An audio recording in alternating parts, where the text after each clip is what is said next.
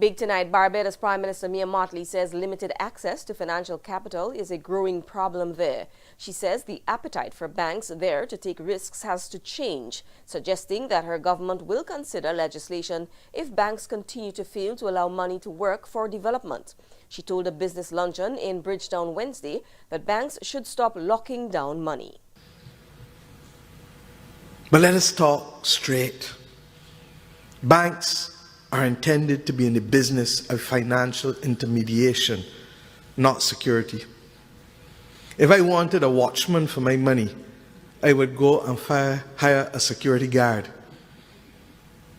But if we want money to work for the financial services sector and for development, then we need to appreciate that a loan-to-deposit ratio of 55%, when the developed world has ratios of 80%, tells me that we have people here who are watching people's money rather than working people's money. It cannot continue. Mottley also railed against the rising imposition of fees on accounts. The notion that people can be paid fees or have to pay fees for minimum deposits, but poor people can keep $2 in the bank now.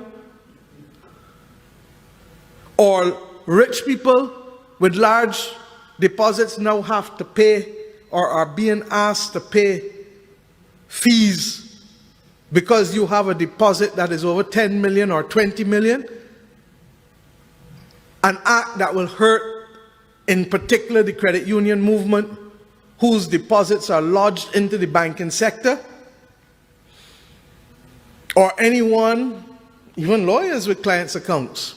The Barbados Prime Minister has threatened to impose adequate legislation on the issue if the banks do not get it right. It cannot be. And at the very time that we are asking you as a private sector, and we're asking Barbadians as individuals to think outside of the box, it cannot be that we are going to sit idly by and allow persons to abandon their purpose of financial intermediation and to go into the business of security. Now, I'm not meaning to be invidious. I'm not meaning to be offensive in any way. But I don't know how many more times to say it. And therefore, I have advised the governor of the central bank that if we don't get it right, then the government will legislate, because it is not fair to the people or the businesses in this nation.